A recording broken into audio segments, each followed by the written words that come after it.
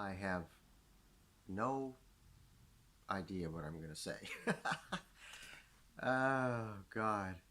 The topic, though, that I would like to speak about is related to the Black Lives Matter movement. Okay, so historically, this has been there's been an unprecedented response to the killing of this black man in the United States, George Floyd, and probably won't be forgotten in history, just because of the nature of the nature of the imagery that came out about his death.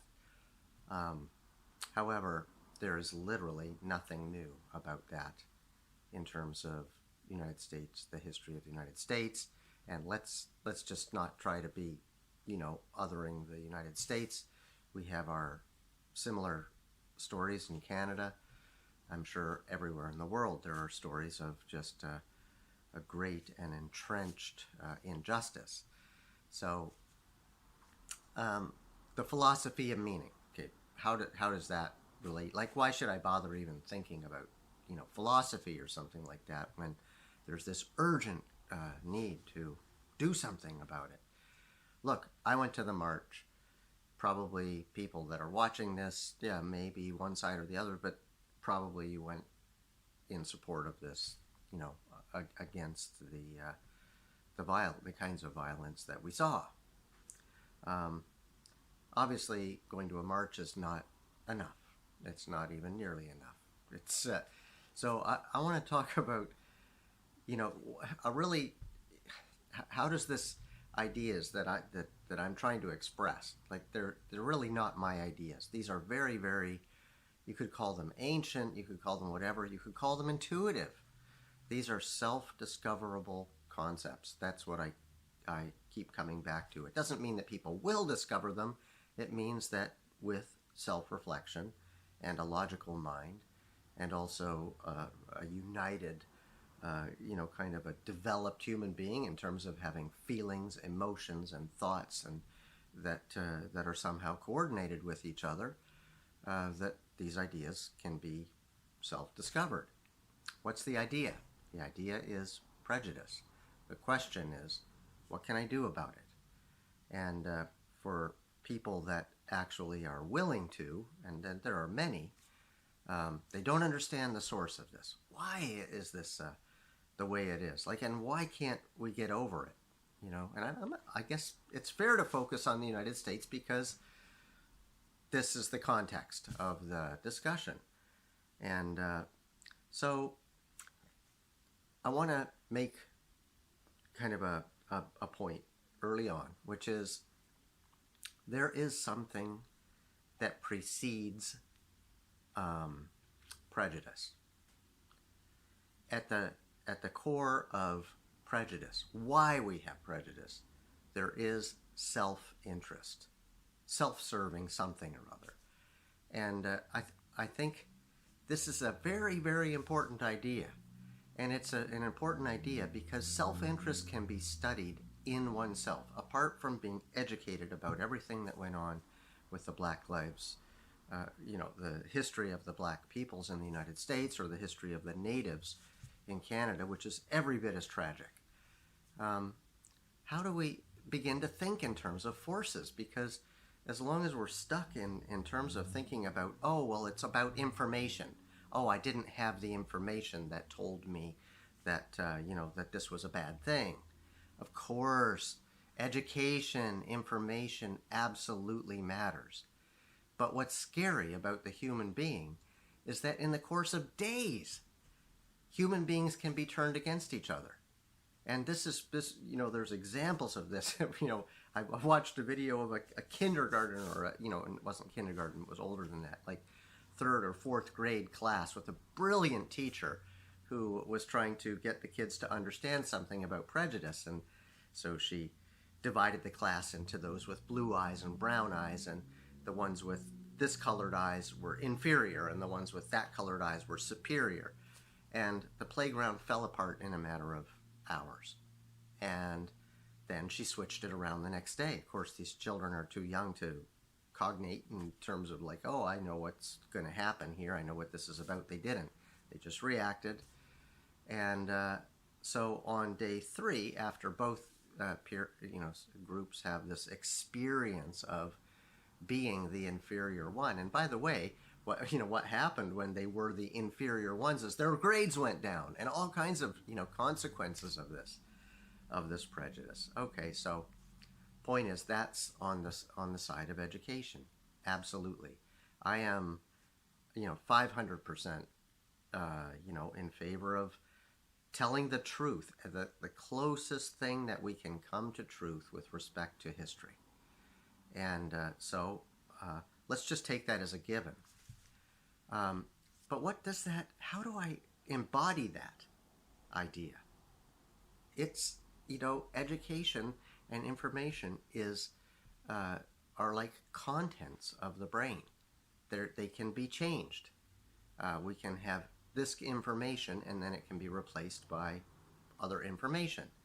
And that is what I call the contents. Actually, I'm borrowing this phrase from a friend of mine, but contents of consciousness, which I think is a brilliant way to describe that. So those are contents of consciousness, and absolutely our contents need to be changed. They need to be educated, they need to be whatever.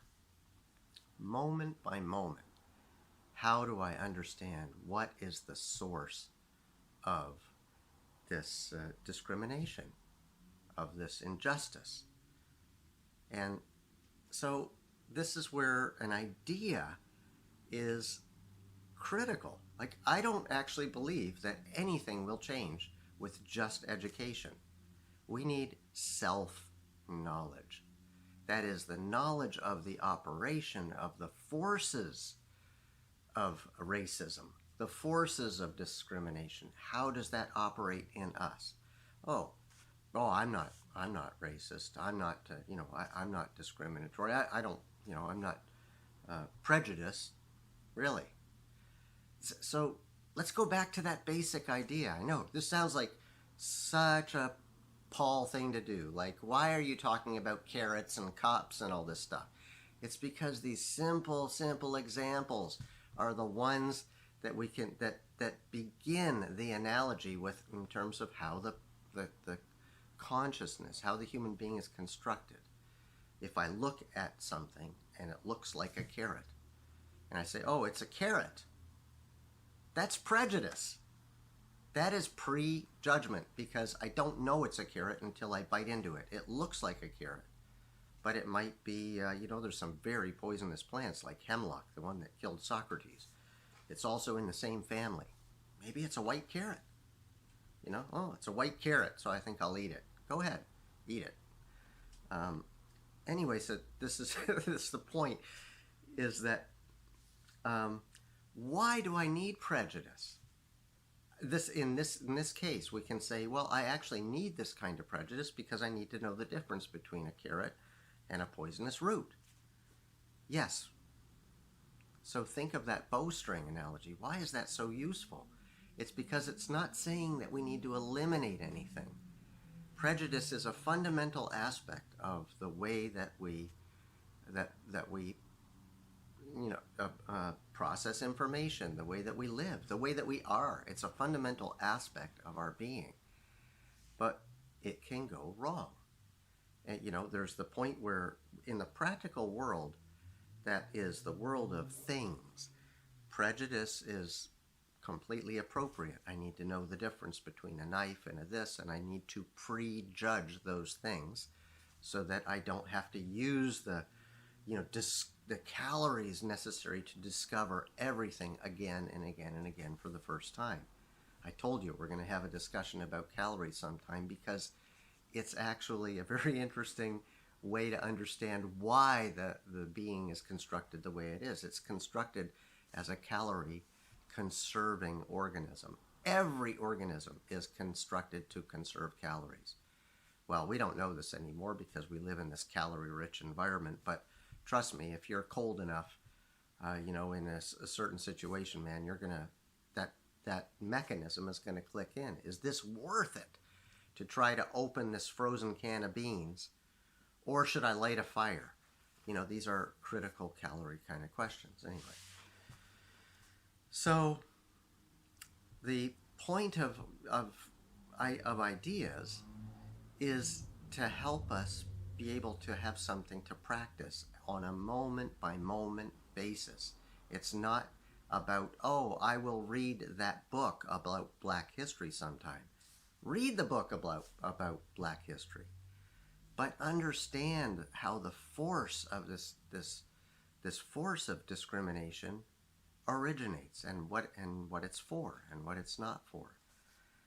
So the other force, as I've said, that here's one. It's at the bottom of the bowstring, the left or the right. It doesn't matter which way you put it, but at one end of this bowstring is the need to identify, the need to figure out the environment. Why? Because I need to survive as a self.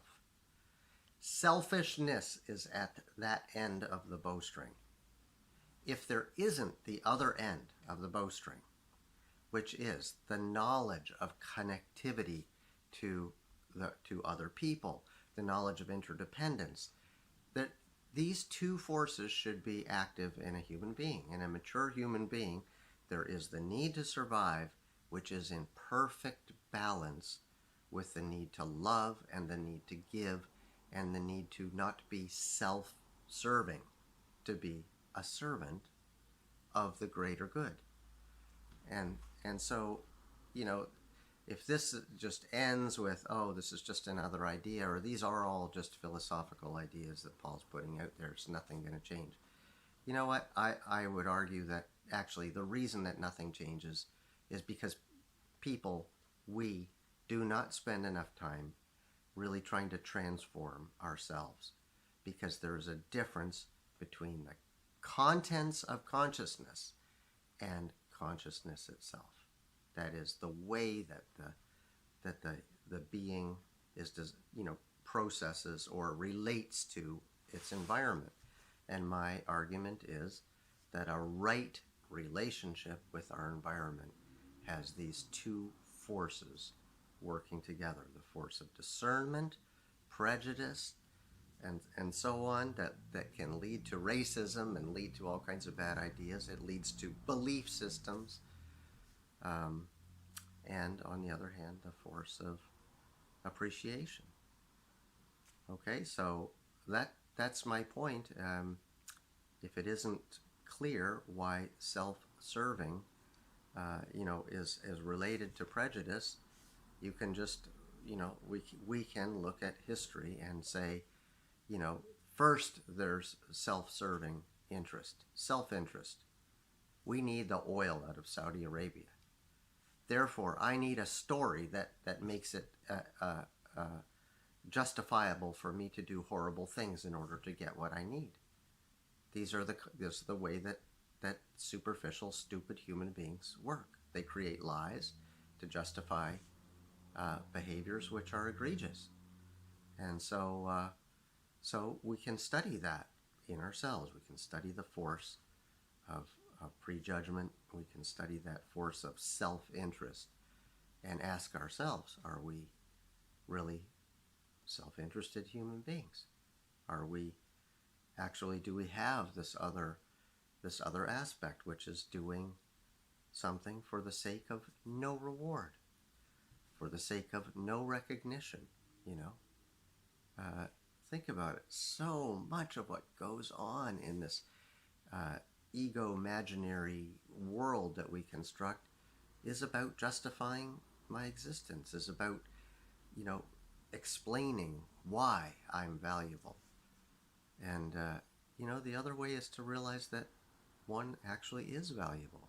One is valuable because we're here.